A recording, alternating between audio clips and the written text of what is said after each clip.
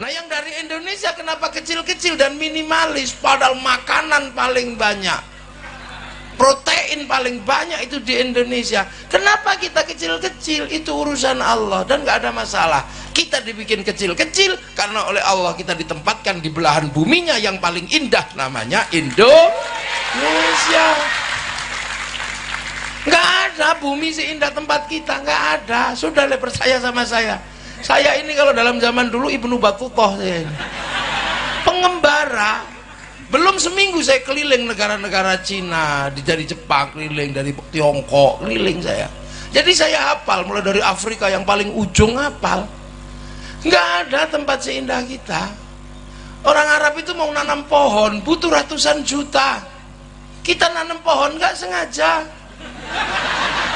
Ya kan?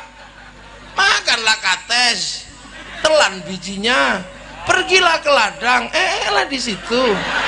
Tunggu 6 bulan ada buahnya sudah. Di negeri kita. Loh, ini perbandingan. Orang Eropa kalau musim dingin nggak punya ikan karena seluruh airnya mengering jadi beku. Lah kita nggak pernah kehilangan ikan.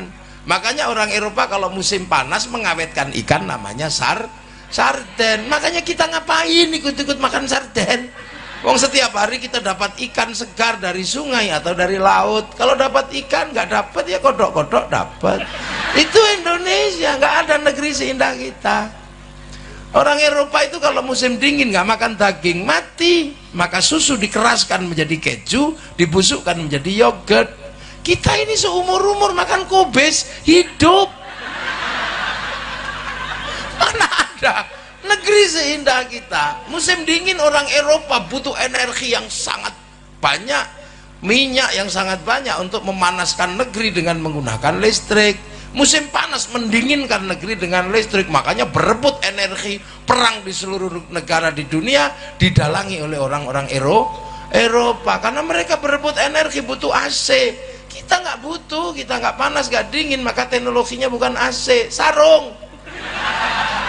Iya, kalau kepanasan kebut-kebut pakai sarung, kedinginan kemulan sarung, guru-guru udah selesai. Nggak ada negeri indah kayak kita.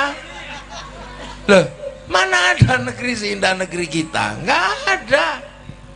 Ini negeri surga. Makanya dulu orang Yunani mencari tanah kita karena mereka punya kabar ada Atlantis yang hilang atau tanah surga. Tanah surga itu air tidak pernah berhenti mengalir, daun tidak pernah rontok, hawa tidak panas dan tidak dingin, dan matahari tidak pernah ingkar janji, pagi terbit sore terbenam.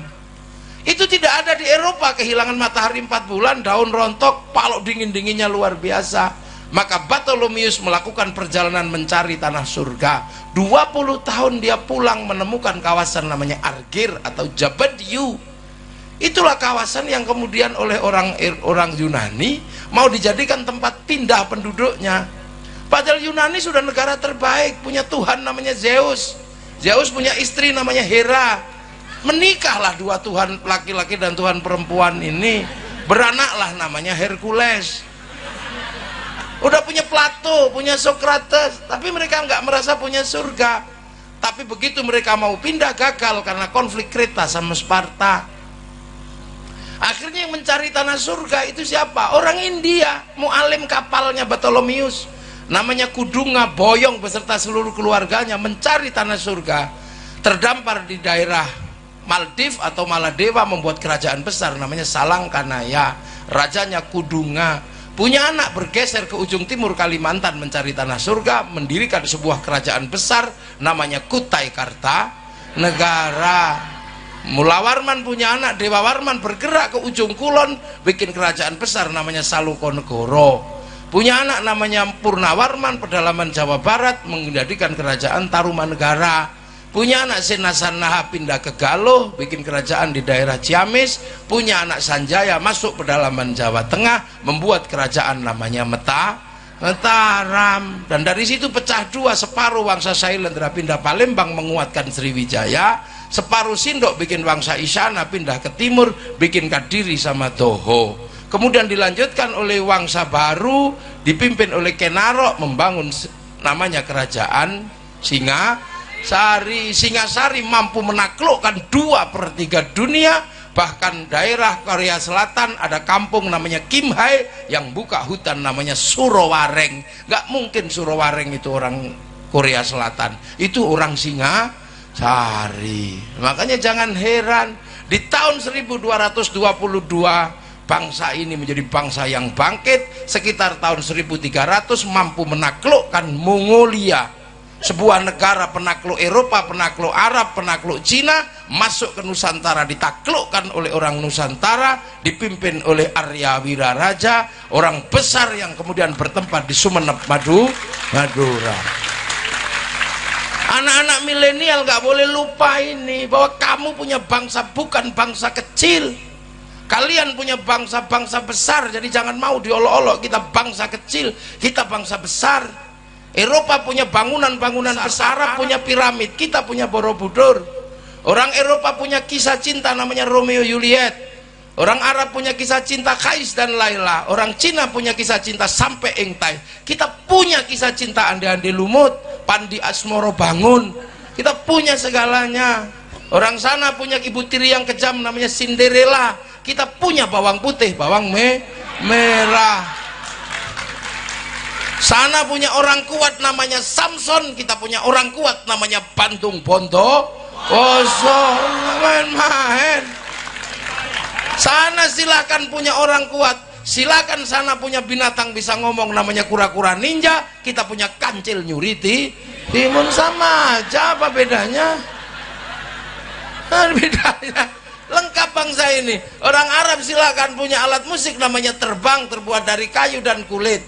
Orang Eropa silakan punya alat musik namanya gitar, terbuat dari kayu dan tali. Tapi bangsa kita punya alat musik namanya gamelan, terbuat dari logam.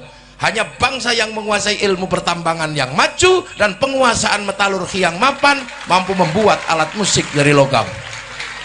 Itu bangsamu, jangan mau dibohongi. Kita ini bangsa kecil, kita bangsa besar. Kita mampu menaklukkan Mongolia, bahkan kita mampu bersatu. Hari ini seluruh dunia sedang terkagum-kagum dengan Indonesia. Kenapa? Arab satu bangsa pecah menjadi puluhan negara, Eropa satu bangsa pecah puluhan negara, tapi kita puluhan bangsa mampu bersatu dalam satu negara, kesatuan Republik Indonesia. Terus sekarang kita diceritakan bangsa jelek, bangsa tempe. Kamu jangan percaya itu. Mereka-mereka ini sedang melemahkan mental kita. Agar apa? Kita benci dengan bangsa kita sendiri. Kalau sudah benci dengan bangsa kita sendiri, kalau bangsa sakit cari obatnya dari luar. Kita sedang meriang, cuman meriang gitu aja. Kita tidak sedang stroke, jadi tidak perlu ganti kekuasaan. Nggak perlu mengambil Hizbut Tahrir dari Filistin. Nggak perlu. Hizbut Tahrir itu didirikan oleh Taqiyuddin An-Nabhani untuk menjadi problem solving, menjadi jalan keluar buntunya Palestina agar merdeka di tanah Palestina. Tapi itu pun gagal. Jadi Hizbut Tahrir itu produk gagal di Timur Tengah. Masa kamu kesini mau dipakai untuk menyelesaikan Indonesia? Lucu aja kalian. Hei anak-anak muda, jangan bodoh kamu. Ikhwanul Muslimin itu adalah cara orang Mesir mau keluar bagaimana menjadi bangsa yang mandiri. Ikhwanul Muslimin didirikan oleh Hasan al-Banna untuk menjawab problem Mesir, dan itu gagal. Kenapa kamu bawa ke sini untuk menyelesaikan problem bangsamu? Jangan bodoh nak ya. Kita ini punya, dan gak usah emosi. Makanya orang-orang ini suka emosi karena dagangannya nggak laku. Iya, daging nggak laku. Waru teriak bendera inilah yang benar, bendera tauhid. Ini bendera Rasul, la ilaha illallah. Terserah kamu katakan itu. Saya tidak mengenal itu sebagai bendera tauhid. Saya mengenal itu benderanya Hizbut Tahrir. Itu bukan bendera tauhid. Kalau itu bendera tauhid, Kiai Hasyim Asy'ari pasti mengajarkan itu bendera tauhid. Yai Hasyim nggak pernah mengajarkan itu. Yai Dahlan tidak pernah mengajarkan itu. Ki Bagus Hadikusumo tidak pernah mengajarkan itu. Hanya kamu yang kemarin sore mengajarkan itu. nggak usah emosi kalau kami nggak mau nerima benderamu. Kamu kalau anti bendera tauhid, kamu anti la ilaha illallah. Enggak, kami setiap hari tahlilan pakai la ilaha illallah. Kamilah yang paling sering menyebut la ilaha illallah, karena itu adalah cara zikir kami. Afdhal dzikri fa'lam annahu la ilaha illallah. Sudah kita lakukan setiap hari. Maka jangan emosi kalau kamu anti bendera ini, kamu anti la ilaha illallah. Enggak, nak. Enggak, aku anti bendera PKI Palu Arit. Aku enggak suka, tapi kalau kami ke sawah tetap pakai arit. Pergi nukang tetap pakai palu. Kenapa kamu ribut? Nah, ini kita menjadi bangsa besar, makanya bangsa ini semuanya ada. Gak usah ribut. Kita dari segala sisi maju. Dari kalimat-kalimat yang kita punya, ini maju. Ya, di Arab sana orang tidur disebut naum, di Inggris disebut sleep. Di sini Bondowoso ada yang disebut sare, ada yang disebut tilem, ada yang disebut bobok. Tedung, oh, ada tedung, ada yang namanya tedung. Nah, di bawahnya itu udah macam-macam pangkatnya, ada micek, ada batang. Lengkap, kita punya segalanya. Makanya, dan kemudian bangsa ini menyelesaikan problem terbesarnya adalah problem pertemuan antar Tuhan waktu itu. Jadi konflik antar Tuhan terbesar itu ada di Nusantara tahun 820 antara Wangsa Sailendra yang beragama Buddha dan Wangsa Sanjaya yang beragama Hindu. Perang besar di Jawa Tengah sana, sampai akhirnya raja Hindu yang namanya Panuko nggak mau jadi raja, takut perang sama raja Buddha namanya Garung. Tapi raja Buddha kerasnya luar biasa, setiap ketemu orang Hindu dibunuh. Akhirnya kemudian Garung berkuasa penuh dan kerajaan Sanjaya pelan-pelan meninggalkan rajanya hilang. Sampai satu ketika orang-orang Buddha yang kuat dipimpin Semaratungga mau bikin candi, nggak bisa.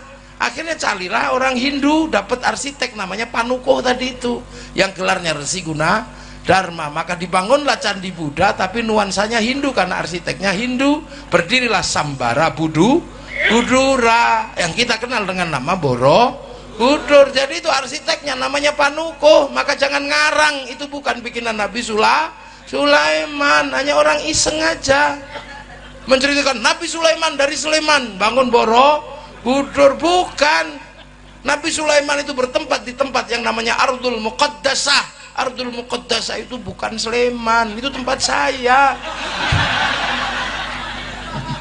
Ini dan ini bukan turunannya.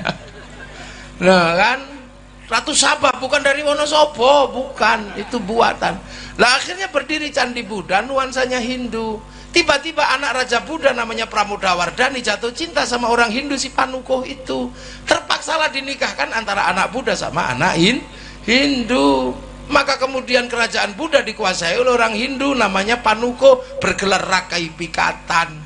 Akhirnya rukun Hindu Buddha. Makanya kalian yang kemarin ribut 01, 02 jangan diteruskan. Jangan-jangan anakmu saling jatuh cinta, pusing kamu nanti. Udahlah, akhirnya rukun yang Hindu buatkan candi namanya Prambanan. Semenjak itu rukun bangsa ini. Balaputra Dewa pulang ke Palembang, bangun Sriwijaya, nggak ribut agama, Sriwijaya jadi besar. Sindok ke timur nggak ribut agama, Sindok membangun Wangsa, Sindok jadi besar. Singasari jadi besar. Majapahit menguatkan kerukunan itu, saling jaga, namanya Bhinneka Tunggal Ika, Bhinneka Tunggal Ika. Itu slogan besar agar apa? Tetap rukun. Semenjak itu saling jaga, yang Hindu jaga Buddha, yang Buddha jaga Hindu. Jadi kalau hari ini ada banser jaga gereja, jangan salah paham, itulah warisan asli bangsa Indonesia. Yang pecalang jaga masjid di Bali, yang orang Kristen jaga masjid di New Zealand. Lo itu kok kalian sekarang aneh-aneh, lupa dengan akar bangsamu yang saling menjaga Bhinneka Tunggal Ika. Lo ini lo cara pandang kaum muslimin yang maju ke depan, dipersiapkan untuk menjadi umat masa depan, mengerti perbedaan bangsa. Dan hari ini ketemu semua antar bangsa.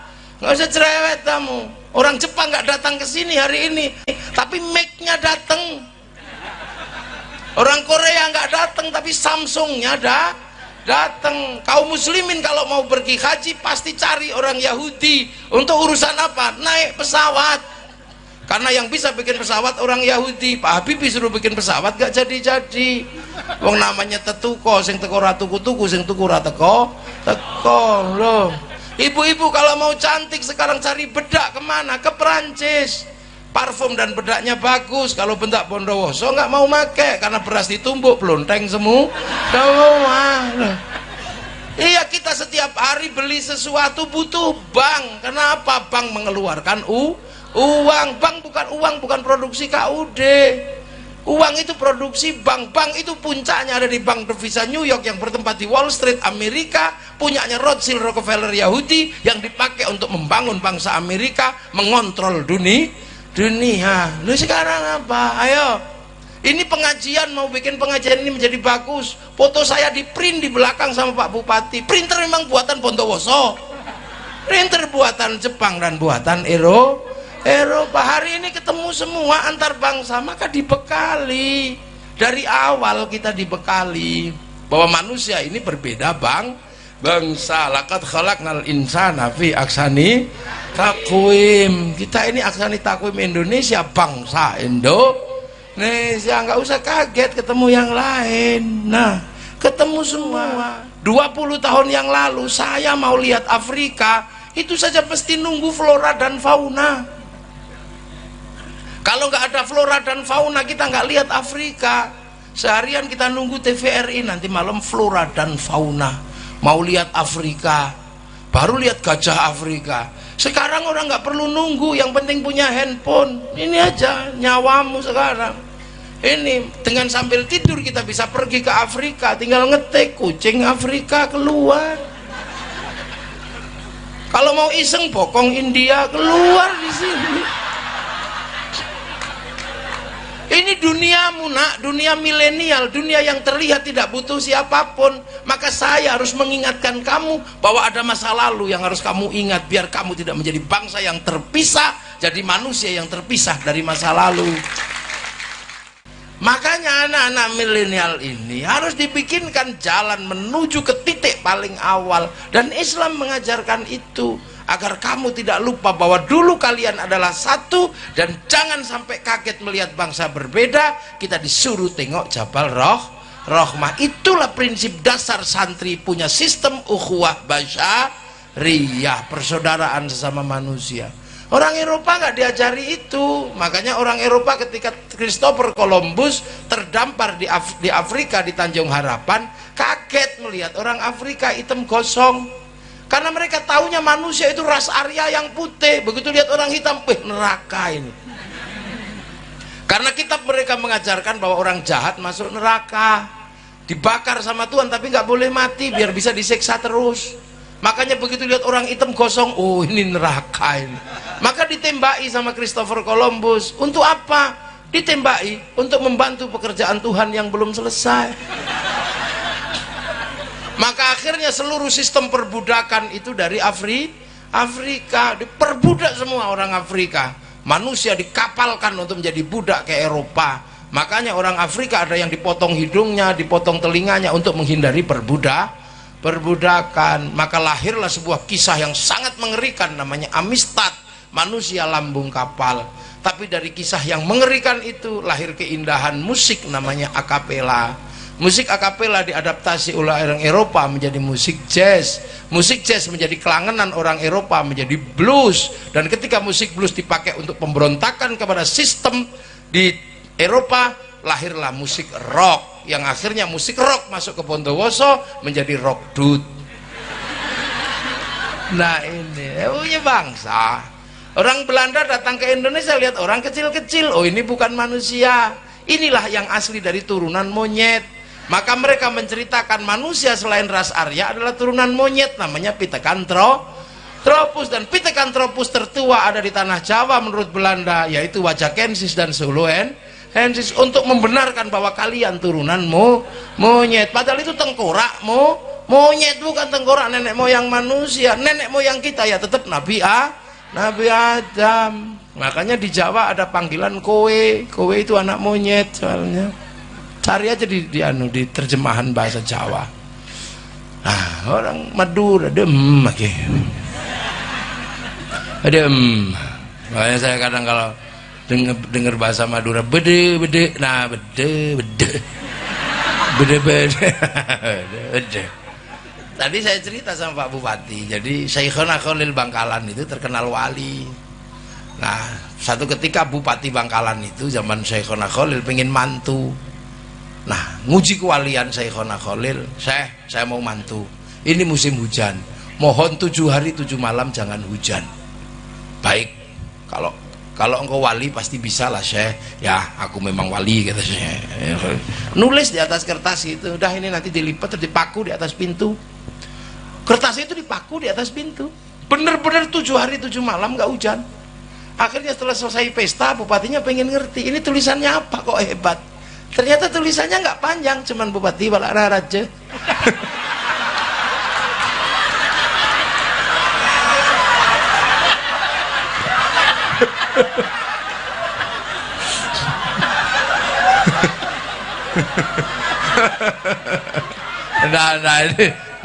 Nah itu yang cerita, itu ceritanya Gus Dur. Kata Gus Dur cerita itu dari Kiai As'ad Samsul Arifin.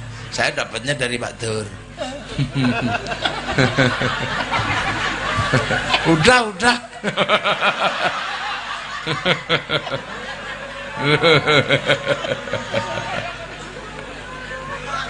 ya daripada palanya tak odi.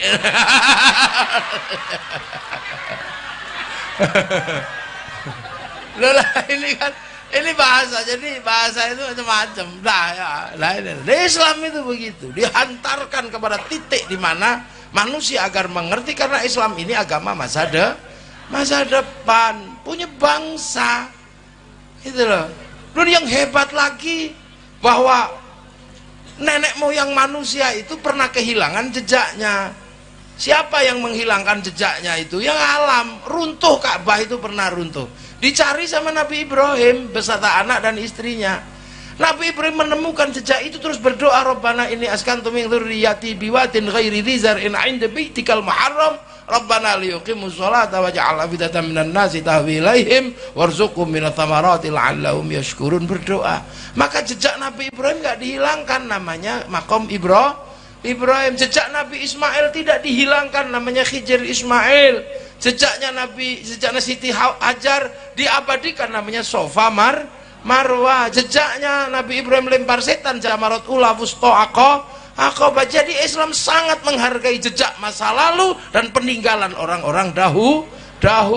Maka Nahdlatul Ulama menjaga itu dengan al-muhafadzatu 'alal qadimi salih wal akhdhu bil jadidil aslah. Sing bener sopo kalau udah kayak begini? Ya tetap santri. Ya tetap santri yang banyak. Nah udah kayak kita di sini sudah kelihatan. Yang lain nggak ada itu jejak itu, makam wali musyrik. Itu benernya sesungguhnya mereka ini nggak ngerti dengan jejak masa lalu Islam. Kenapa? Mereka ini kadang lupa diri. Nanti tak jelaskan ekor terakhir kali. Nanti paling jam 1. Ya enggak apa-apa, udah tenang duduk ya, yang tenang. Sekali-sekali ketemu sama saya. Nah, Nabi Ibrahim ini tidak boleh dilupakan. Dan Nabi Ibrahim ini punya jejak besar karena meninggalkan anak cucu yang membangun peradaban.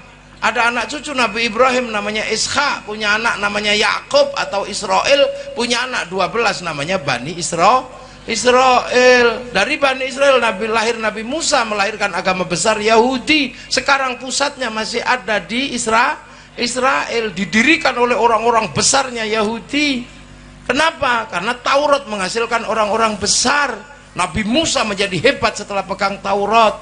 Manusia tempiling mati, tangan masuk saku keluar listrik, tongkat dilempar jadi naga, jadi barongsai, tongkat dipukul jadi jalan tol.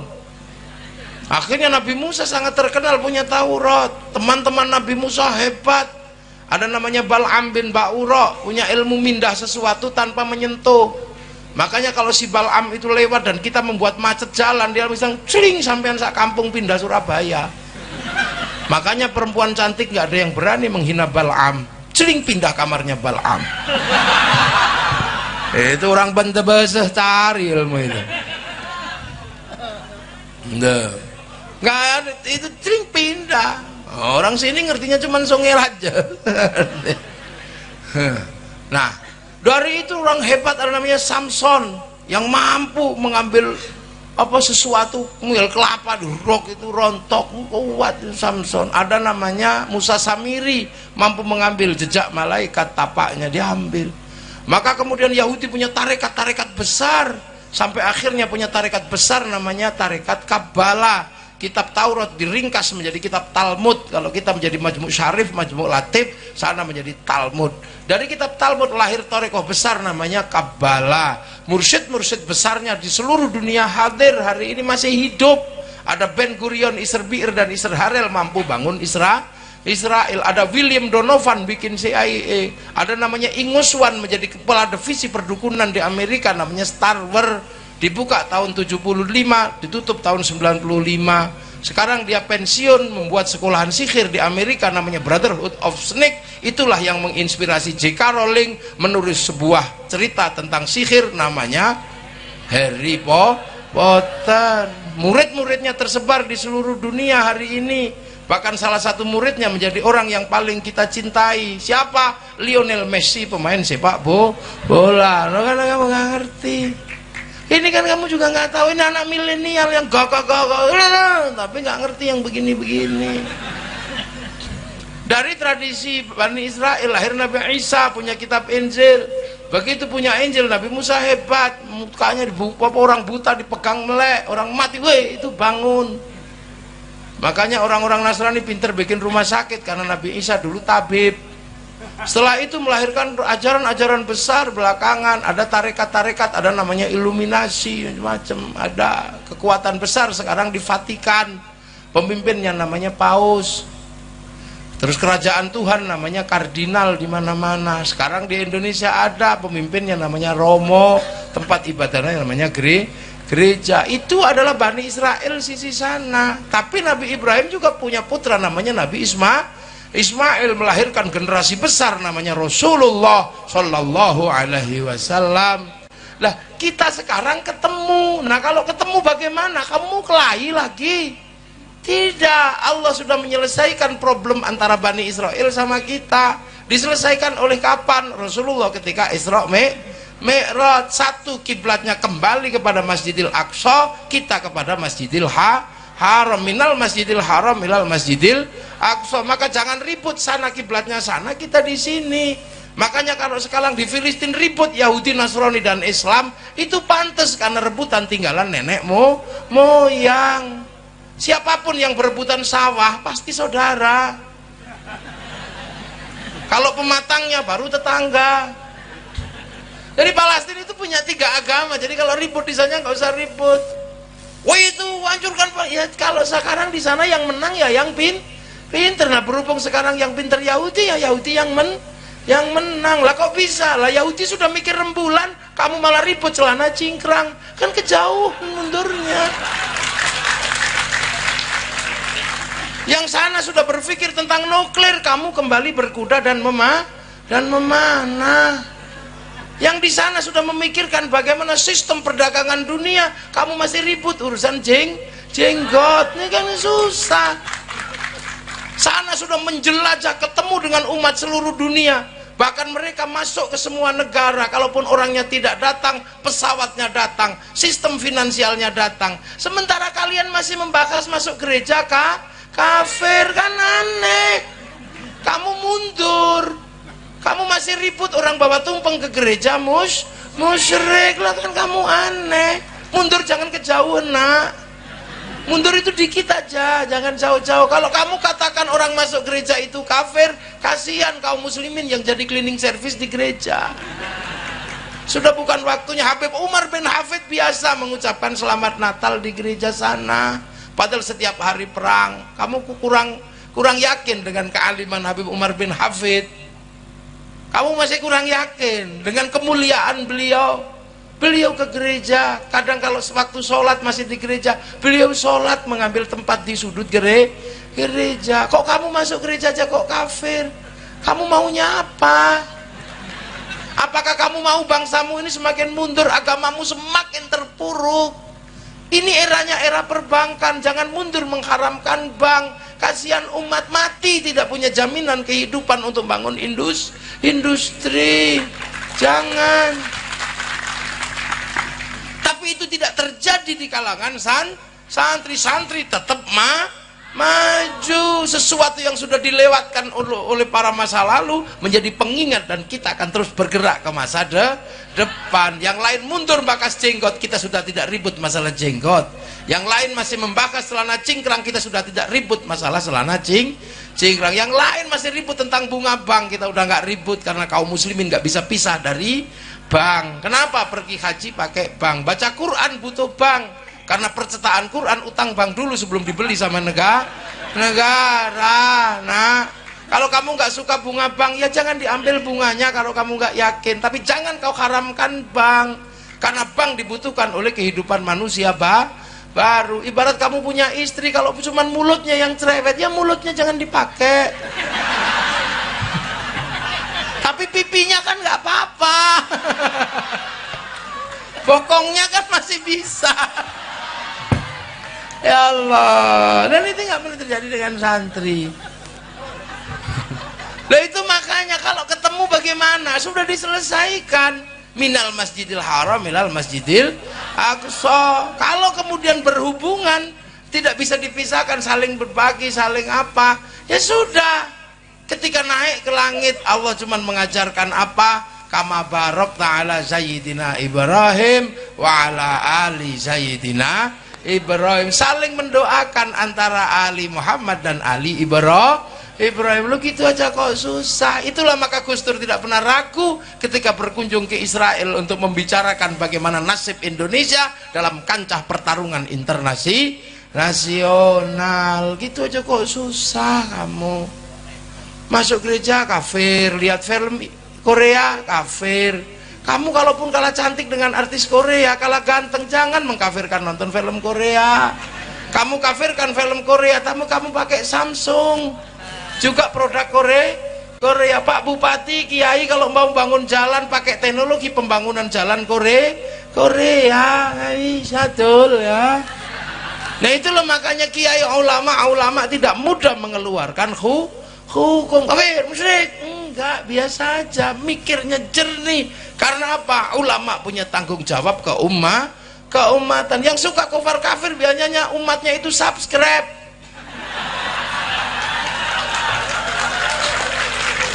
Umatnya itu subscribe dan like gitu. Jadi nggak ada tanggung jawab keumatannya, suka-suka dia aja. Ya. Fahim tum? Ya, syukran. Lah itu makanya ada jalur memahami agama yang luar biasa. Jalurnya siapa? Jalur Nahdlatul Ulama. Maka beruntung sampean mendapatkan pembelajaran Islam ala Nahdlatul Ulama. Kenapa beruntung? Karena hanya NU yang mengajarkan Islam sesuai dengan pangkat Islam rahmatan lil alamin. NU tok,